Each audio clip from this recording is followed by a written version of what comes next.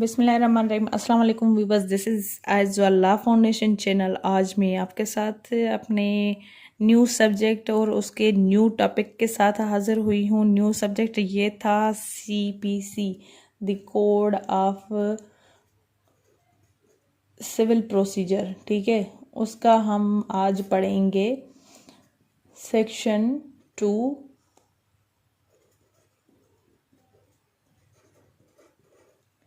ठीक है, जिसमें सब लॉज की तरह डेफिनेशंस बताई गई हैं, इनके खास वर्ड्स, रूल्स, टर्म्स जो भी आप कहें वो इसमें डिफाइन हैं।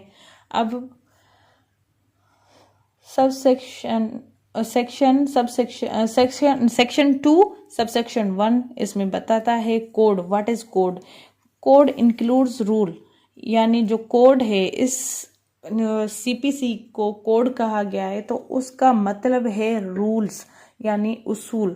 ठीक है, तो कोड का मतलब ये है जो इसमें इंक्लूड हैं रूल्स, उसूल, उसका इस कोड का मतलब ही रूल्स है।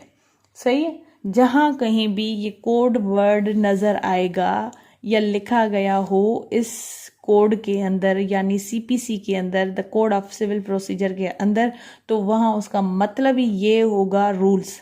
ठीक है, उसके बाद है decree. Decree, what is decree? Decree means the formal expression of an adjudication which so far as regards the court expressing it conclusively determine the rights of the party with regard to all or any of the matters in controversy in a suit, or may be either preliminary or final. It shall be deemed to include rejection of plaint, और इसमें दूसरे भी section बताएं, but आज हम इसको decree को समझते हैं। डिक्री है क्या?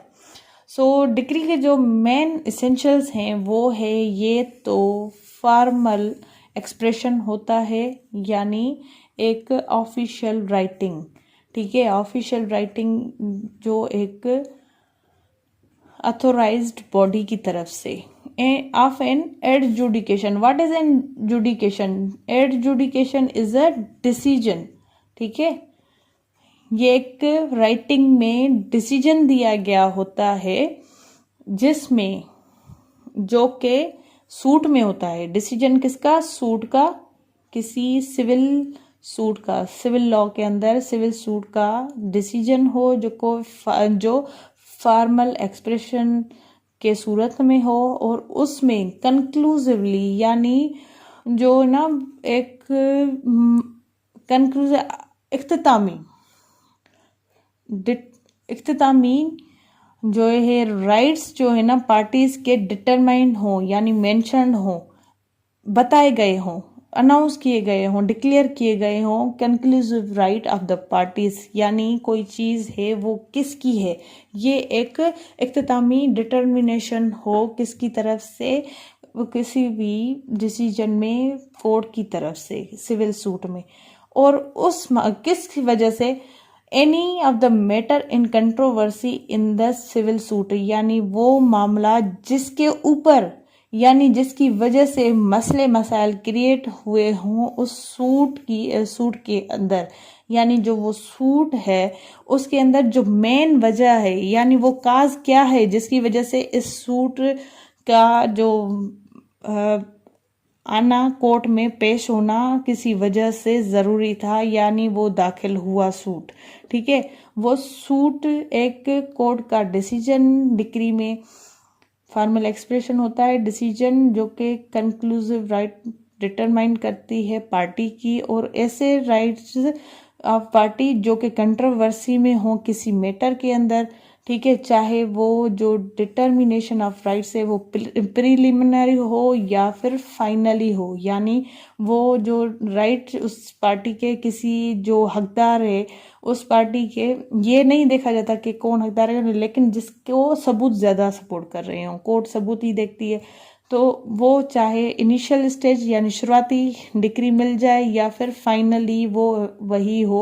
तो इसका हम जब आर्डर पढ़ेंगे तो उसमें मैं समझाऊंगी आपको के फाइनल और प्रिलिमिनरी डिक्री क्या होती है इसकी मिसालें दी जाएगी, अभी जस्ट डेफिनेशन दे रहे।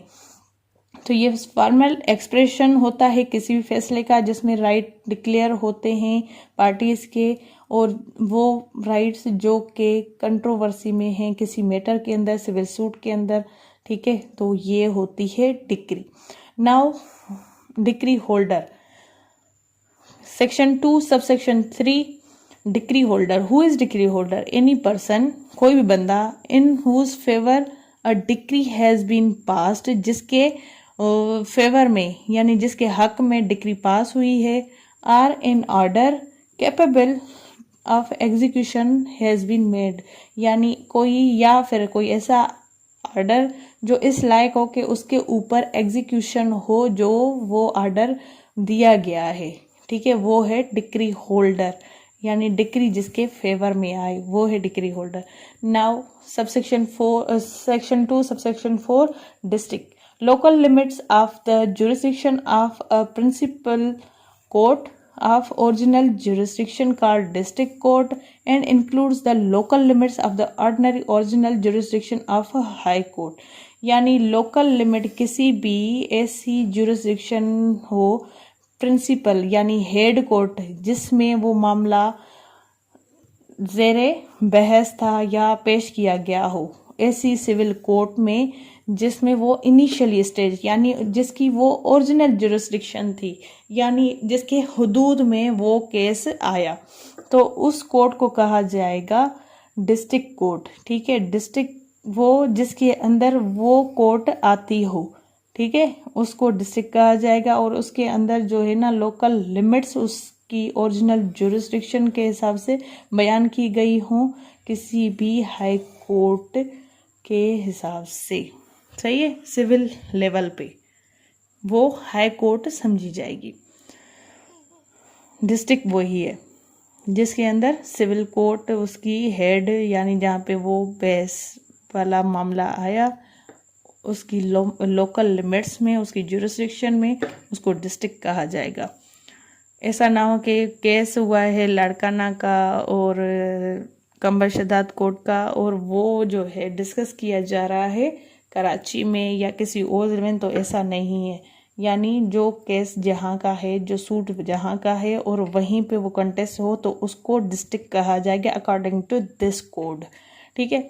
Now subsection 5 of the section 2, foreign court. Foreign court, a court situated beyond the limits of Pakistan, which has no authority in Pakistan and is not established or continued by the federal government।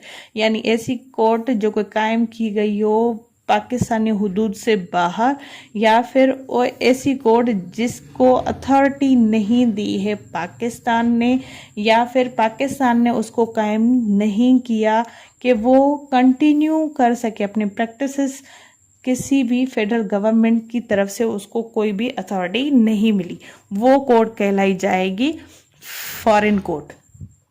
Now subsection 6 of the section 2, foreign judgment. The judgment of a foreign court, यानी जो ये foreign court establish हुई है इसकी जो भी judgement होगी उस जजमेंट को कहा जाएगा judgment of a foreign court, यानी बैरवन मुल्क की जजमेंट। और जजमेंट ऑफ फॉरेन कोर्ट बैरवन मुल्क की अदालत का फैसला, ठीक है। और section 2 subsection 7, government pleader. Who is government pleader? Includes any officer, कोई भी ऑफिसर जो कि अपॉइंट किया जाए प्रोविंशनल गवर्नमेंट के हिसाब से सूबाई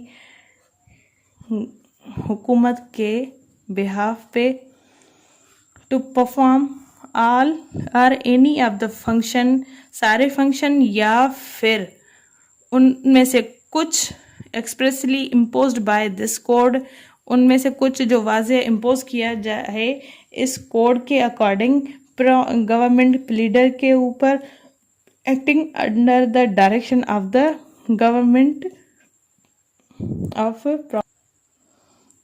जो गवर्नमेंट प्लीडर है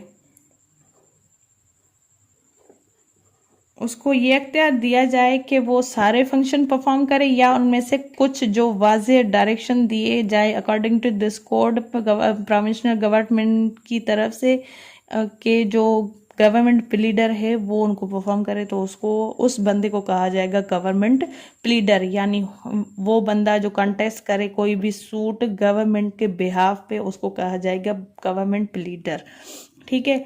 और सबसेक्शन 8 है जज। Who is judge? The judge is the presiding officer of a civil court। यानी जो चलाने वाला जज, वो बंदा जो चलाने वाला हो सिविल कोर्ट को, उसको कहा जाएगा presiding officer of the civil court, who is known as a जज। ठीक है। जो जज है वो presiding officer of a civil court है। ठीक है। Now Section 2, subsection 9, the most important subsection of this code, judgment. What is judgment? The statement given by the judge of the grounds of a decree or order. Judgement एक ऐसी statement, ऐसा बयान, ऐसा जो है ना स्टेटमेंट जो कि दिया जाए जज की तरफ से, किन बेसिस पे, किन ग्राउंड्स पे, बुनियाद पे, वो बुनियाद हो डिक्री के या फिर ऑर्डर के। अब जो सेक्शन 2 सबसेक्शन 2 है, सेक्शन यहाँ पे कहाँ पे लिखूँ, हाँ यहाँ पे, section 2 subsection 2, section 2 subsection 9, section 2 subsection 14, ये तीनों चीज़ें क्या हैं, ये इनके ऊपर में जो है एक डिटेल लेक्चर आपको एसेंशियल्स के साथ डिलीवर करूंगी। बट अभी डेफिनेशंस तक समझना ज़रूरी है कि डिक्री क्या है, जजमेंट क्या है और ऑर्डर क्या होगा। जो सबसेक्शन 14 है उसमें ऑर्डर के बारे में बताया गया है। ठीक है। तो ये मोस्टली जो लॉ स्टूडेंट्स हैं उनको एक जैसा ही लगता है, लेकिन इनके ऊपर एक और मैं लेक्चर बनाऊंगी जो आपको क्लियर हो जाएगा कि डिक्री क्या है, ऑर्डर क्या है, जजमेंट क्या है। सो अपनी दुआ में मुझे याद रखें। अल्लाह आपका हामी नासिर। अल्लाह हाफिज़।